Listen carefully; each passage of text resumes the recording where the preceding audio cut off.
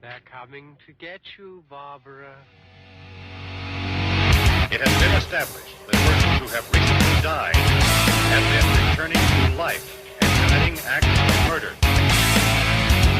The unburied dead are coming back to life, seeking human victims.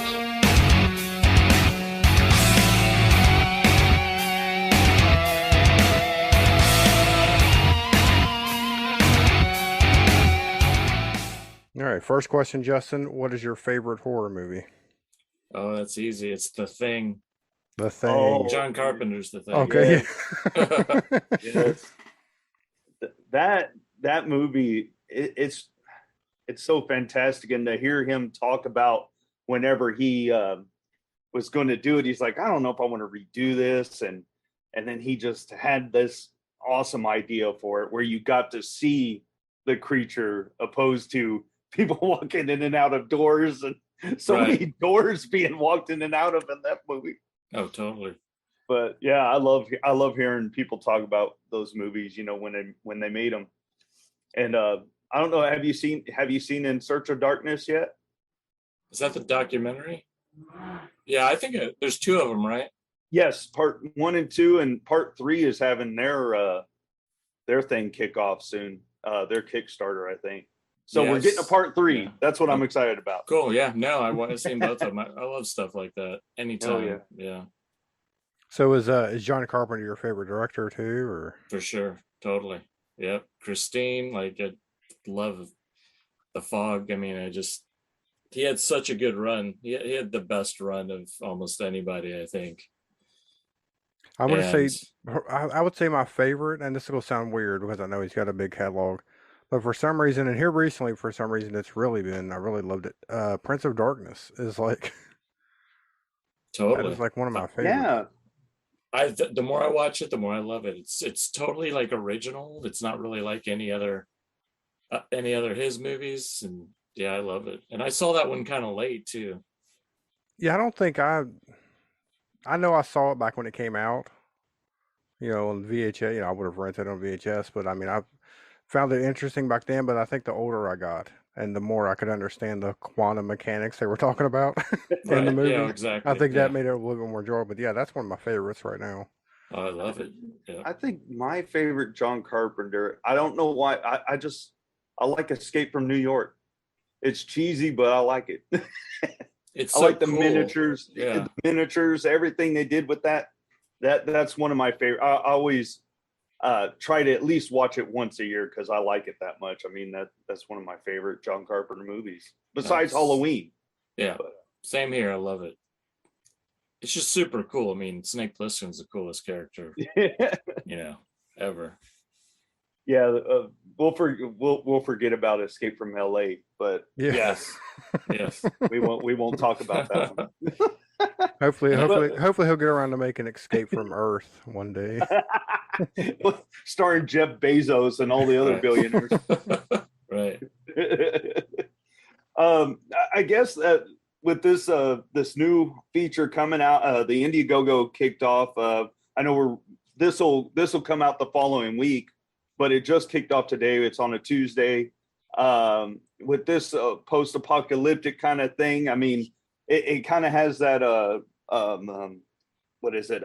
Golly, I can't even think of it. Mad Max kind of thing. Like, oh, totally. Like, that's one of my favorite franchises of all time. So I couldn't afford to make a whole post-apocalyptic movie. Yeah. So 30% of it takes place there, and then the post-apocalyptic people come to the present and cause trouble. So there's still post-apocalyptic stuff all the way through it. So, well, that's the easiest way to do it. Just send everything to the present.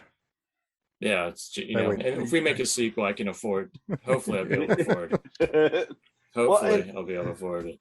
And I guess like this area, I've been admiring the pictures you've been sharing, which are awesome, by the way. Oh, thank you. It kind of reminds me of like kind of, I don't know, is it kind of the same area where they did Beastmaster? Didn't they do Beastmaster out in that area? I mean, it kind of seems like that desert plain kind of feel. I don't know. That's what I see it as. I can't remember where, and I just watched Beastmaster. I just got that ridiculous box set from Vinegar Syndrome too, and watched the whole thing. And they said in there, it's not the same place, same area. It's the Mojave Desert, and the county is San Bernardino, but the city is called Newberry Springs. And we found this old ranch that's kind of run down, and it's right on the edge. And it even has a tiny lake on it, but it's right on the edge of just a massive desert, dry lake bed, mountains. And yeah, it's pretty amazing. So what was like your inspiration for this film? Well, my original inspiration was my daughter. I have a daughter who's 26 now, but I wanted to write, I still remember after we screened our first movie, I asked the girl who played my girlfriend, and we were all so excited. And I'm like, oh, what do you want to be in the next one? Like, would you want me to change anything? She goes, yeah, I want to be cool. Like you guys, I want to have the cool dialogue. And then I just realized, well, girls like so many more girls like this stuff too. And I thought I'd write something about a single dad. Basically, it's about a single dad and his 8-year-old, totally precocious 8-year-old daughter who reads this comic book called Xanadu Hellfire. And then in the comic book, it talks about how to bring people back and forward from the future. And then she figures it out and brings her favorite character to the present.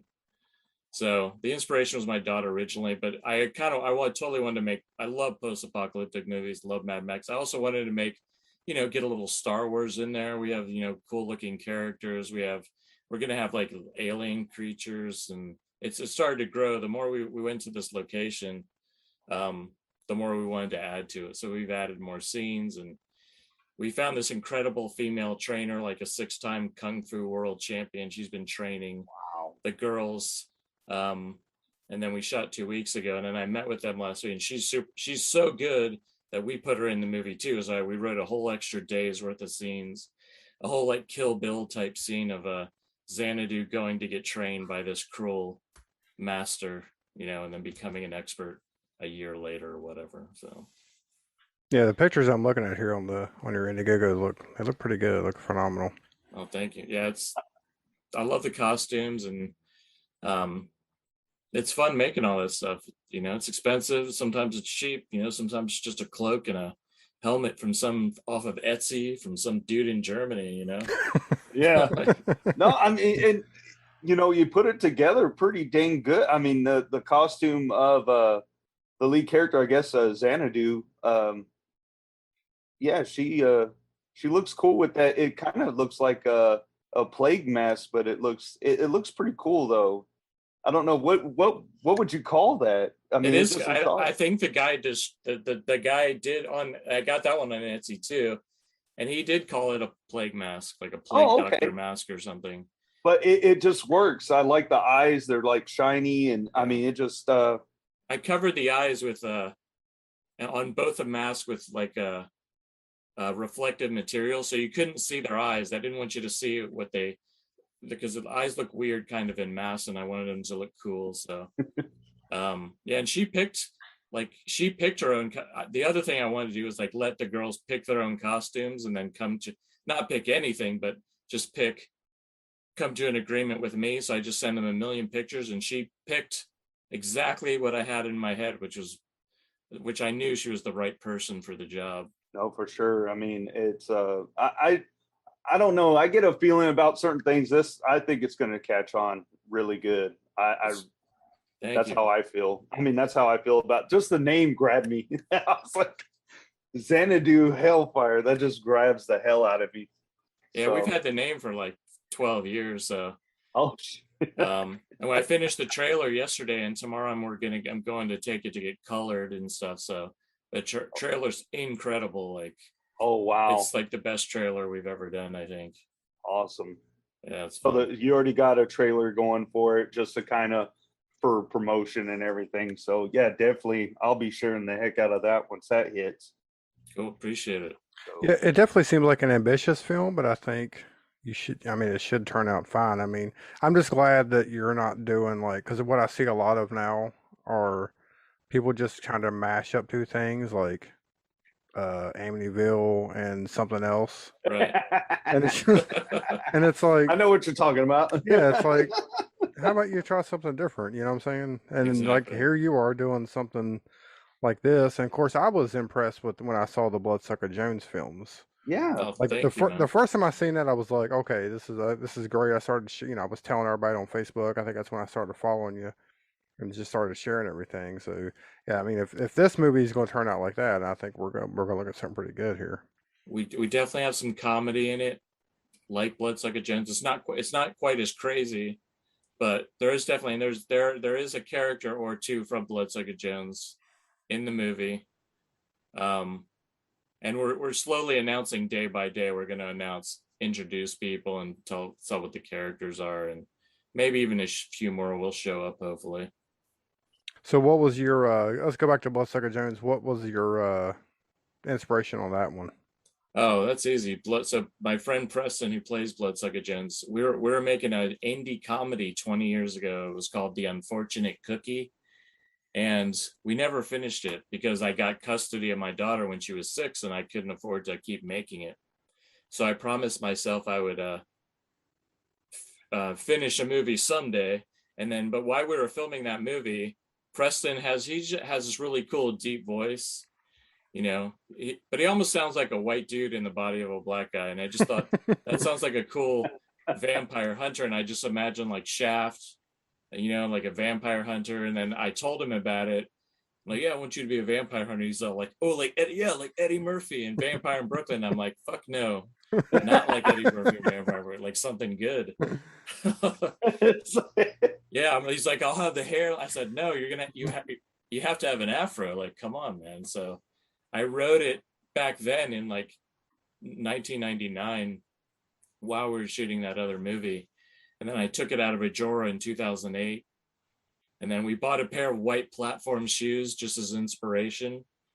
And we thought there's no turning back. We bought the shoes. We spent $50. We're screwed. We got to make the movie now. Now, was that before Black Dynamite or? It was. Did you guys come out? Okay, that's why I was wondering. I think our movie came out after Black Dynamite, but we started filming before Black Dynamite ever came out because it took 5 years to finish. So they stole the idea from you. Totally. Yeah. Yeah, Michael Jai White owns a copy of Bloodsucker Jones. Does he? That is that's awesome. Cool. Yeah, that's awesome. Oh man. We were at a convention and he came running. He was a guest at a convention we were at, and he ran over to our table with his wife. He's like, "What the hell is this? How have I never heard of this? Who's keeping this a secret from me?" or something like that. And I'm like, "It's not a secret anymore." And he picks it up and he's looking at the DVD and he goes, "This should be a movie." And his wife's all, "It is a movie. You're holding it." And he was so excited. And so I'm like, "Hey man, we got to give you a copy." I said, "We started filming this before Black Dynamite, but like, we went to a Black Dynamite screening and we got a Black Dynamite coloring, like a comic book signed by him. So we're huge fans by that time." And he was so excited and he walked away. And that was like the biggest. We were so pumped after that. No, that's awesome. Yeah, he was so excited he didn't know he was holding the movie. Exactly.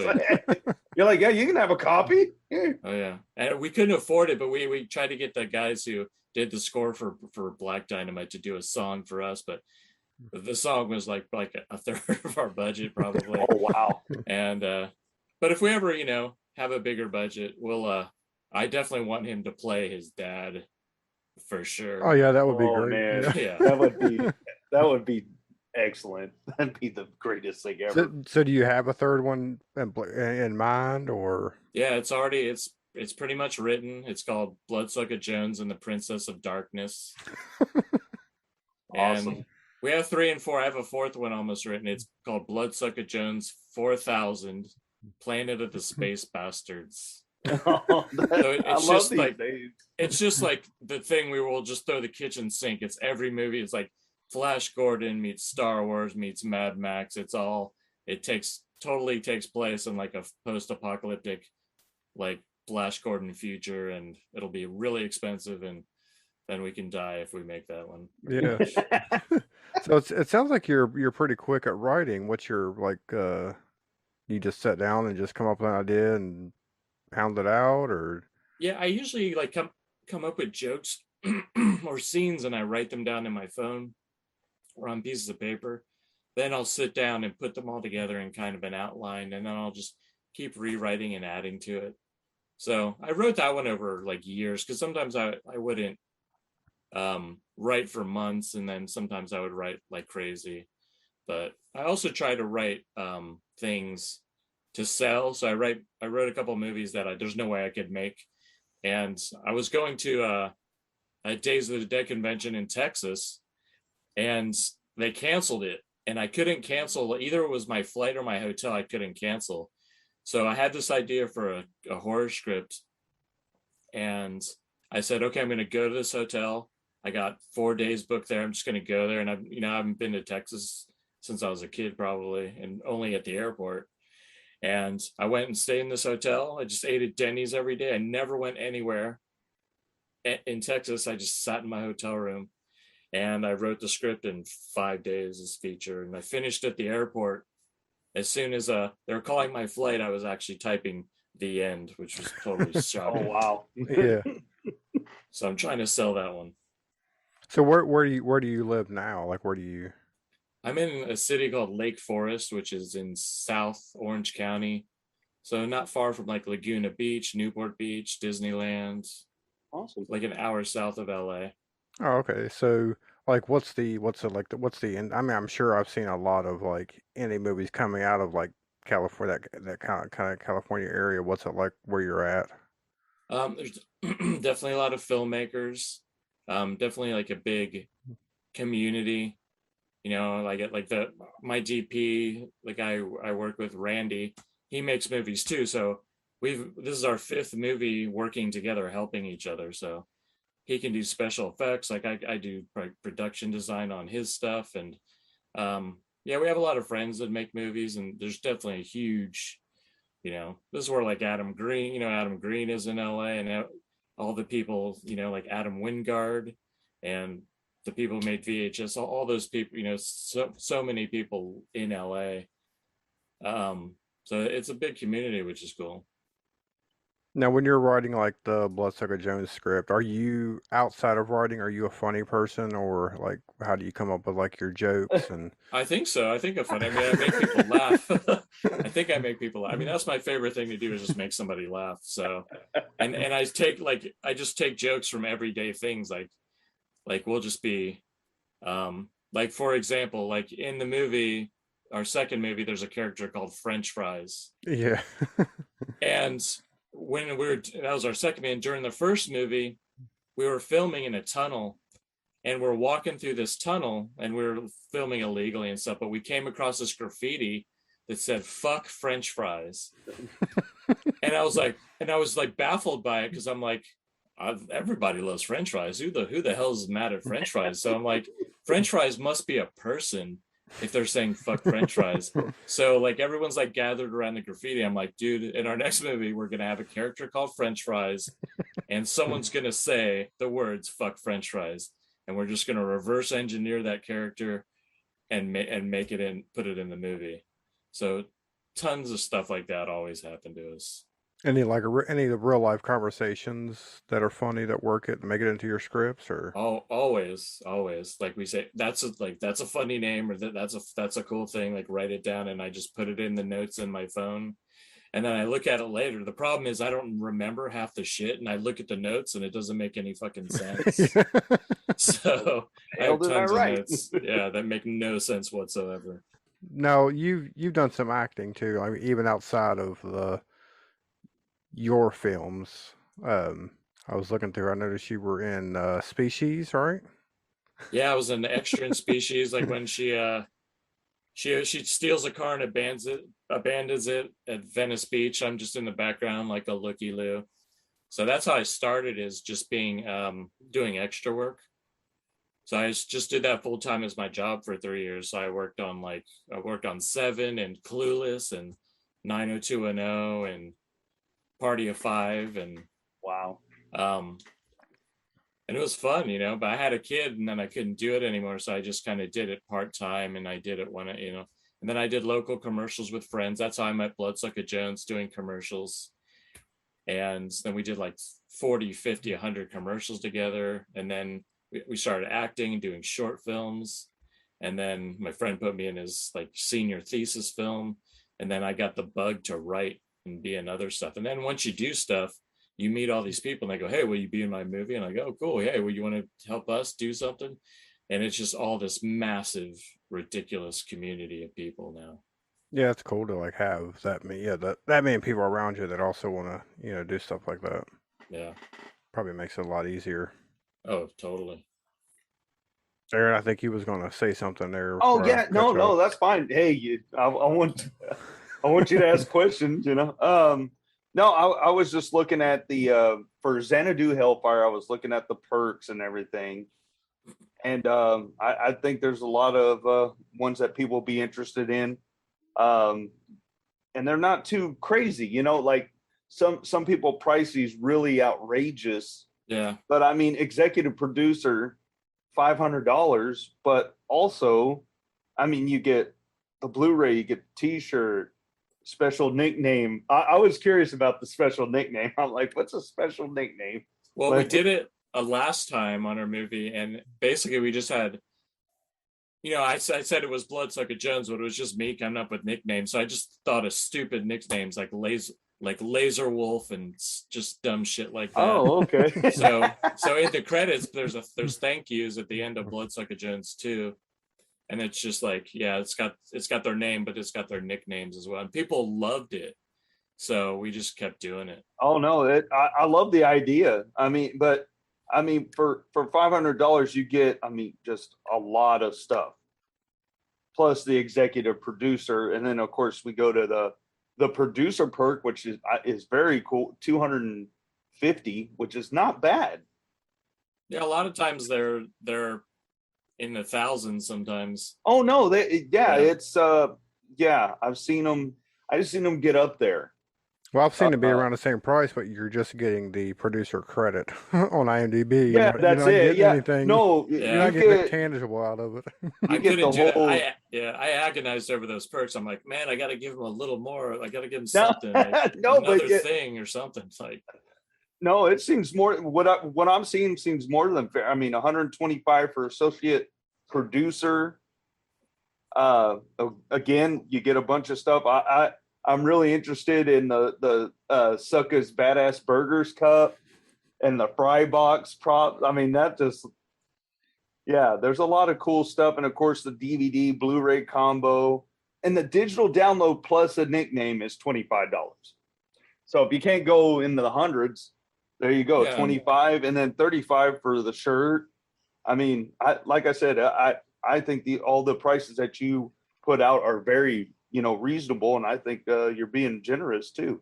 No, I appreciate that. Yeah, I looked at a million Indiegogos and just tried to kind of compare. And yeah, I'm glad you don't have a lot of perks. I went to some of these where you just keep scrolling, and it's like, okay, oh, yeah, there's like 100. I've seen like 100 perks. I mean, we'll add a few more perks here and there. We might give away some props and some different things. And if people ask us for a certain perk that I didn't put there, I'll just create a specific one for them. Right. Yeah. But yeah. Oh yeah. I was yesterday. I was looking at one. And I swear they had 100 different perks. It does get a bit much. Yeah. And like you said, as your production goes on, you'll probably think of something like, okay, maybe someone will want that. And I like how you said that. You'll take suggestions, people are like, hey, how about, Xanadu sword or something, something like it along those lines. So yeah, I noticed you didn't have dye in the movie. That's always a popular one. Yeah, dye in the movie. Oh, I know. Yeah. I'm still thinking about that one. Like, because we definitely need some, we have a lot of people volunteering wanting to be extra, especially in the post-apocalyptic stuff. And yeah, that's definitely, and that can raise a lot of money because people pay a lot of money to be in the movies. That's a possibility. Now, you wouldn't have, I don't know the technical parts of that. Would you pay for their flight and hotel and all that? Or would you just say, look, you're just paying us to be in the movie. You got to handle everything else yourself? That's how they normally do it. I've had a couple of friends that they had the same perk in their Indiegogos. And yeah, there's a disclaimer, like you should be local, but if you're welcome to be in the movie. If you don't live in the area, you just have to pay for your flight and accommodations and stuff like that. So are you going to have is this going to be mainly practical effects? You're going to have some CGI in it, I'm assuming. A mix of both. It's not quite as bloody because there's a lot of kids in it and stuff. So it'll probably be on the border of PG-13 and R. It depends. We'll have some CGI just because it's quicker, and if it looks good, we'll try to do practical stuff. And there's going to be a shit ton of like just special powers, and like they can shoot like lasers and stuff and lightning from their hands, and so it's going to be like more effects heavy in that sense. No, you'd have to have that CGI in. You can't run the effects. Yeah, portals opening up, and they can do all sorts of cool things. So but that's so awesome. you can just do that old school animation style. Right. That'd be funny. I'll save that for a Bloodsucka Jones movie because that would be funny. Totally animated. So you said in the movie she's reading a comic book. Is there going to be maybe that's not part of a perk anywhere, but you do have drawings actually. I'm sorry, I correct myself. Yeah, I might. It depends what the comic book looks like. It might be a perk. We have the cover almost done of the comic book. I'll probably post it pretty soon.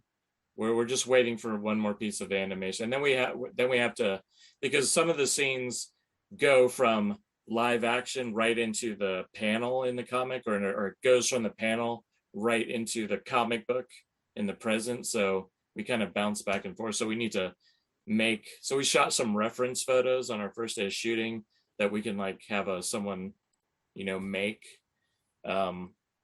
And we actually had a girl. We actually wanted to find a girl to do the comic book since it's about girls, and that was a pain in the ass. But we actually found somebody, and it turned out really cool. It's a pretty cool cover, and we took like an old school Conan comic and kind of modeled it after some of the little bits and pieces, that cool stuff that are on the front, little banners and stuff. But that's I'd like to do that as a perk if we can get them printed, and we probably can't afford to make a whole comic though. It would probably just be a bunch of pages repeating itself. Yeah. with a cool cover, You just fill it full of ads. Yep. Yeah, totally. 5-page story, and the rest of it is just ads. Yeah. I got a couple of friends who make comic books, so I can just put our cover over their comic book probably. There you go. No, or make it could be a cool poster or something. You never know. Yeah, that's true. No, I just, I think I've said it before, but I do like how you're having these original ideas. These are coming from, your mind and bringing them to life, especially Bloodsucka Jones. And now you got Xanadu Hellfire. And then you also have some other sequels in mind. Yeah. But I look forward to it because I know a guy like you're always thinking, and you might hit something else and you're like, oh, I want to do something, crazy with this idea. Do you think you'll ever do like a little, like a 80s horror type movie with blood, guts, and everything, like I'd like to trash? I did always want to make a slasher movie of some kind, with like a Michael Myers or a Jason type character. That's definitely in my head. So that's a possibility. If I did a horror movie, like a straight horror movie, that's what it would be. It'd probably be a slasher movie or a werewolf movie, because there's not enough werewolf movies, and I love werewolf movies. Oh, yeah, we're definitely lacking in the werewolf movies. Yeah, it's tough to make a werewolf movie. Yeah, because from what I hear, the people that are very like they're werewolf fanatics, you got to be like they're very brutal. Like, where's its tail, or if it has a tail, why does it look like that? I mean, people are very. They like their werewolves a certain way. You won't get away with a shitty werewolf like no, that. You won't. Yeah. You can't. You try. You can try. Yeah. What's your favorite werewolf film? Who? I mean, I do like American Werewolf in London, but I like Bad Moon a lot. Because that's a good one. Bad Moon has my favorite werewolf, because that werewolf is so vicious, and there's a transformation in it that's total garbage. But the practical werewolf is amazing, because it's like fighting a German Shepherd, and it swats the German Shepherd, and the German Shepherd jumps on its back. Wow. And it's not as good a movie as American Werewolf. So I mean, I'd probably just say, I'm trying to think.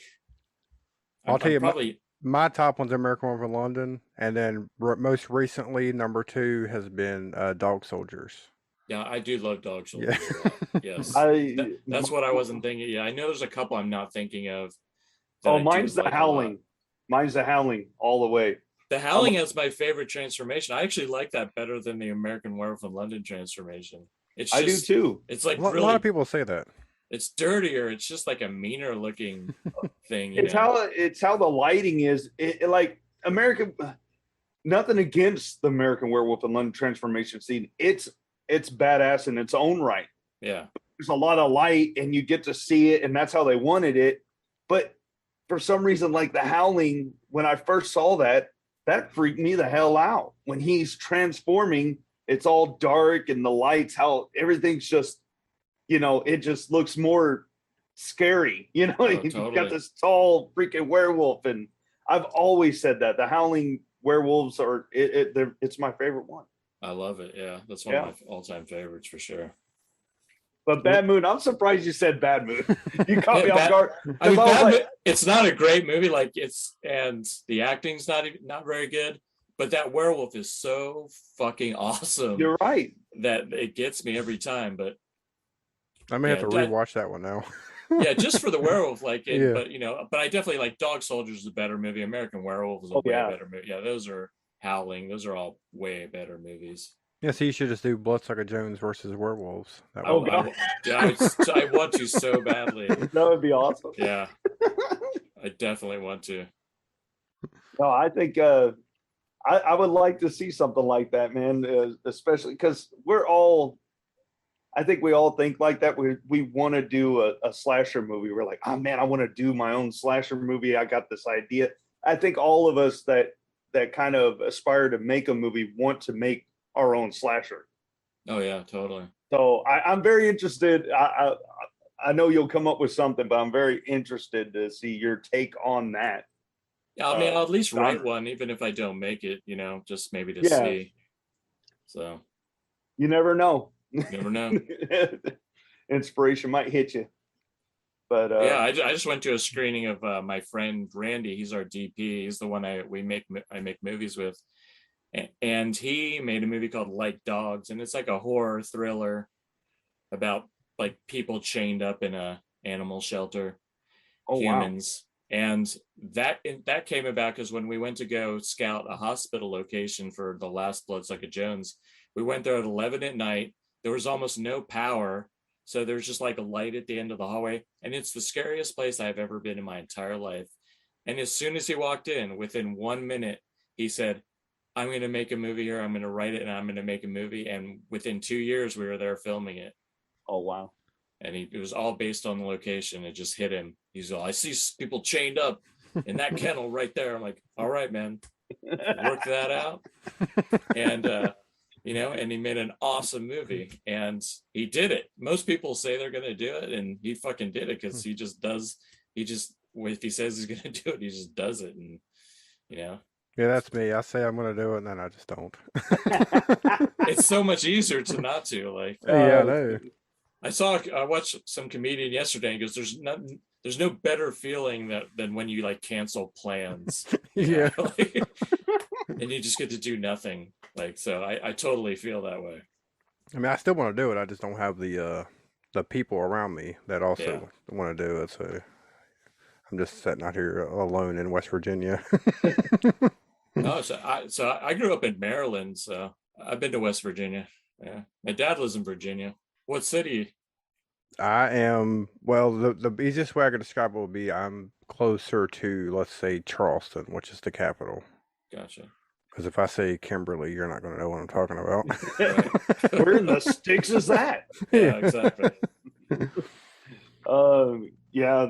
Like you meet different people and everybody has an idea and a lot of people go for it, and it might not be the greatest ever, but at least they went for it. And I always respect that. Yeah, totally.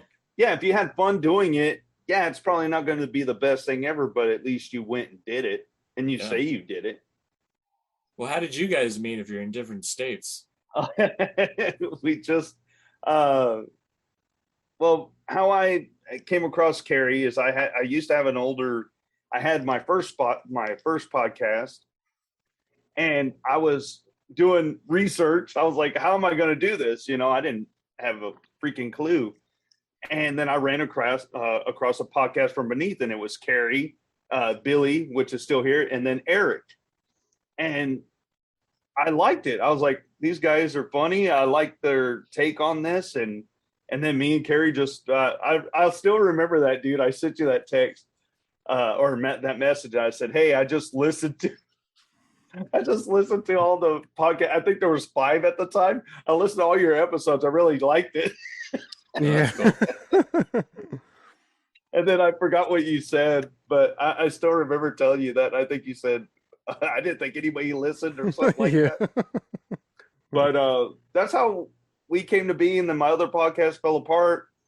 And then Eric left to do his own thing. And then Carey asked me to join him. And it was kind of a mutual thing. I kind of needed somewhere to go. So he was like, I was like, hey, you still want a third? He's like, yeah, come on. So, and there you go. I mean, it's just gone from there. But yeah, that's how we started this whole thing. And that initial idea, it's scary because you're like, I don't know what I'm going to say. What if I say the wrong thing? Or is anybody going to listen? And if they do, why? You know, I don't know if I'm going to listen. Right. But we went for it. And I mean, what we were saying, almost 3 years? Almost 3 years, yeah, since I started it. Yeah. How many episodes? Close to 200 now. Oh wow! Awesome. So I didn't even know that. We're getting up there. Yeah, I got a lot of work to do. I got to catch up. I didn't even know. Yeah, I listened to your Midsummer one. I listened to your Hannah Feynman one, I think. Oh yeah, that was good. And I'm partway through the Doom Asylum one because I'd seen Doom Asylum, so I'm like, oh shit, someone's talking about Doom Asylum. I got to listen to that. Yeah, that's my fault. I would just recommend don't go back too far because they start that's the worst ones. No, you're too hard on yourself. No, y'all covered a lot before I got, and then when we just kind of took turns, you know, just took turns on choosing movies and stuff, and now we got William. You know, he's a part of the show now. So I think is he an honorary a podcast from beneath her, I guess we can call it. Oh yeah, he's full-time member now. So. All right. So yeah, and he directed Demon Resurrection. So William Hopkins. Yeah, he's a part of the podcast now. Where's he located? New York. Okay. So West Virginia, New York, and Texas. You're spreading yourselves out there. I guess, man. You got to get the word out somehow. Oh, totally. No, but we met some awesome people, and I put you in that category, man. And I know me and you talked before on Rabbit and Red Radio, my little show on there. But yeah, I like I told you, me and Carey, it was funny because I had found Bloodsucka Jones and the Creeping Death on Amazon Prime, and then he asked me, he goes, "Hey, have you seen it?" And he told me, and I was like, "Yes, I just watched that like 2 days ago." Oh, that's awesome! Isn't that a fun movie? I was like, "Yes, I love it. It's great. I love the comedy in it." So you know, it was just funny that me and him, we just happened to watch it and didn't tell each other about it until he asked me, "Have you seen this?" Oh, I love that. That's amazing. Yeah. So your movie is getting out there. People are watching. We got a lot of really good feedback, and at conventions we get a lot of people running up to us quoting the movie, like quoting stuff to me. Hey, that's awesome. I don't even remember what the fucking quote is for. I'm like, what is that from? He's like, that's from your movie. I'm like, oh shit, okay. I'm like, thank you. And it's totally flattering. It's like, and from little kids up until like people like 60, 70, to just girls, guys, like all really like it. I was just like, whoa, totally blown away by that. Yeah, when I was just browsing through and I saw it, and the name is what got me. I was like, okay, I have to watch this. Yeah, we're good at naming stuff. We just start there. If we got a good name, at least we got your attention. Yeah. But that's the thing. you have a awesome, like it's a attention grabbing name, like, you know, two guys like us, you know, just sitting on the couch looking for something to watch. We see a name like that. Okay, we got to see it. But you have it is a fun movie. You can have a badass name and then we tune into it and like 5 minutes in, like, screw this. This is not good at all. Oh, but you know what I mean? It just, it seems like I'm kissing your ass, but that's why I'm being honest. I appreciate it. I'm just being honest. No, because I appreciate that because it cost so much money and we had made no money. So this is my payment. It's just you being nice and both of you liking it. It's like totally, no, it's the best. I tell people, like, the best thing is I get to, after this, when I talk to you and talk to different people, and I'll text everybody. It's like, hey man, I was on a podcast. I go, they said this about it. And like, you know, they both found it at the same time and they just get chills. They love it. Like it makes them feel good that people care about it after all this time. And, you know, it just takes a while. Now, is it still currently on Prime? Is it still available on there? It's on Amazon Prime, but it's not on Prime for free anymore. Okay. It's just for rental because I think it was exactly at the 1 year mark they took it off Prime. Probably because, I mean, but it was getting steady. People watched it every single day. Somebody, like multiple people every single day for a full year, which is really cool. But unless it's like a super hit, they'll take it off and leave room for other things on Primes. But luckily they kept it on for rentals, and we still get rental. It's on Vimeo too, and then we have the Blu-rays on Amazon. Yeah, I'm going to get the Blu-rays. You got Blu-rays for both of them? Yeah, we just came out with the Blu-ray for the first one, so we put a bunch made a double-sided cover, and we put tons of extras. Shameless promotion. Yeah. It's got some really cool extras. It's got this dumbest Aaron, have you watched the blooper thing on there yet? I haven't watched the blooper thing. Just watch. I'm not going to tell you about it, but it's the stupidest thing I think we ever came up with. And it worked perfectly. So it's probably my favorite thing on there. But there's a couple really stupid extras we put on there. It's totally worth it just for that stuff. Any Easter eggs? I gotta look for? There was no like actual Easter eggs where you got to search, but there's just, the menu is just packed from head to toe with there's like a Canadian promo we did, which almost no one's ever seen. There's a whole thing of the guy, Matt Kelly, who plays the bad guy, Stuart the vampire, the bad guy in both movies. He just recorded all these stupid videos in his apartment. And I think I put on there, don't press this button. It's on the front menu. Whatever you do, don't press this button. And if you press it, it just goes to him sleeping or it goes to him like cooking breakfast or playing guitar or opening his mail. And then you can't get out of it. You have to go through every video to get out of it. Or you have to shut your DVD player off, I think. So it's really dumb. Yeah, that's good. Man. Yeah, like I said, I enjoyed the Bloodsucker Jones movies. And I'm really looking forward to Xanadu whenever you get it. When do you think you'll have it done? I think our goal is to have it done by the end of next year, but I'd like to get it done enough to submit it to like Fantastic Fest.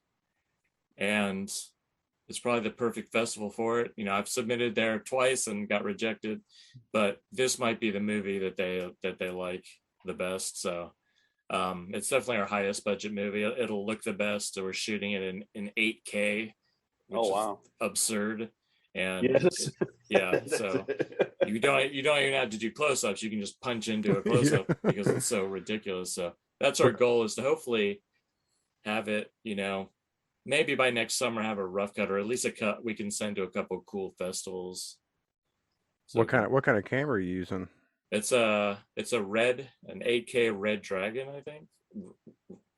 So it's just shocking how good it is. That sounds interesting. I wish I knew my cameras, but well, I think they've shot 1 million features on it, but I think they shot like the last Guardians of the Galaxy on it. And oh wow! I was gonna say, I know the Red brand is like pretty big with like independent filmmakers, because they're not like, I can't afford one, but I guess they're not studio pricey. Where, and I guess you can use them. Yeah, and I guess you can rent them too. So totally, yeah. Luckily, our DP owns one, so there you go. It's the No, best. my brother, he got the new iPhone 13, and he did it's just a video of my nephew running in the yard, and he used the cinematic thing just to check it out. Yeah. And it blows me away that, I mean, the phones, I mean, you could make a movie off the phone. I have the iPhone 12 and I can shoot in 4K. I mean, it's like, there's the camera right there. Well, there's movies that they were in Sundance Film Festival that were released. Shot that movie, on a freaking iPhone. What was that movie? Unsane was shot on Unsane, an iPhone. Yeah. The Steven Soderbergh movie. Yeah. But I think Red. I think they even made a phone that had their camera stuff in it. They did make a phone. Yeah. It's not. They don't have it anymore. It didn't work out great, but they had a really cool phone for a really short period of time. They're right down the headquarters is like 2 miles from me. See, that's it. I just got to move out of the state. Yeah. Yeah, come down to Texas, dude. Yeah, everybody's going to Texas. Or go to California or somewhere. We have to do that. So Indiegogo.com, and then just search for Xanadu Hellfire. Yeah, and you can look, if you go to our social media, there's a link on all of our bios. So if you just go to Xanadu Hellfire, and Xanadu is Xanadu. Some people have never heard the word before, might think it's a Z, but we put the link in all the bios so people could easily click on it. And yeah, hopefully you just search it and it will pop up right away and not be confused with any other Xanadu Hellfire. Yeah. No, it's funny because you go and I typed it in the Google search bar, and it's like the second Xanadu that shows that it's Xanadu and then Xanadu Hellfire. You click on Xanadu Hellfire and you see all, Bloodsucka Jones. You see everything that has something to do with you. So, I mean, cool. People put it in the search bar, Xanadu Hellfire, and you'll find it. It's not hard. Follow us on Instagram, Twitter, or Twitter's Bloodsucka Jones. I'm not going to make a Xanadu Hellfire Twitter because I just can't handle anymore. Yeah. Oh, no. It's too much. It's too much. Well, we do have a Xanadu Hellfire Instagram for all the pictures and video and stuff. All right, cool. Yeah, I'll have to track that one down. I follow you on the Facebook, so that's usually where I spend most of my time, because there's just like with you, there's just too many. Like, I've got my own Twitter. I've got a Twitter for the show, and I'm just like, it's just too much. I'm everywhere. I'm on, I think, every social media thing. I'm on Snapchat. I'm on TikTok. I'm all over the place. I don't understand too TikTok. Much. I don't get it. I guess I'm just turned to a boomer. I'm just Facebook. No. It's great for making videos and putting music to it because no one can tell you shit. You can put, a Metallica song to something that you're advertising and no one can tell you anything. I mean, it's in their library. They pull it off of Spotify. It's weird. It's weird. I'm just waiting for people to start making movies on TikTok, and it's going to be horrible. Oh yeah. Oh, yeah. Well, Justin, I want to thank you for joining us. Like I said, I look forward to it. I'll have links for all this stuff on our show, all of the Indiegogo and all that stuff. And when will this air so I can tell people about it? This will be out. What is today? Tuesday. This will be out next week. Wednesday. Next Wednesday. Next Wednesday. Is when this one will come out. I'll share it. People will definitely check it out if we share it, that's the goal. That is the goal, yeah. Now, like I said, I can't wait to, see this one, and then when this one comes out, you can come back on, or if you decide to do a slasher movie, you can come back on and talk about that. Or awesome. If you just want to come on and talk about movies, Doom Asylum. Yeah. Anytime. Yeah. If you need a third or a fourth or whatever, I'll come talk about something. Oh heck yeah. For sure. Man. I would look forward to it. Cool. Thank you. I appreciate it, both you guys. I really appreciate what you're doing. I like your podcast. I genuinely actually like it because I made it past one episode and I still wanted to listen, which is really good. That's good to hear. Because you're having fun and you're funny, so yeah, that's right. Yeah, that's the important part. Yeah. Yeah. Wait till you get through our later episodes. They're a lot more enjoyable. Right. But again, yeah, thanks for coming on here, and I look forward to talking to you again. Cool. Thanks, guys.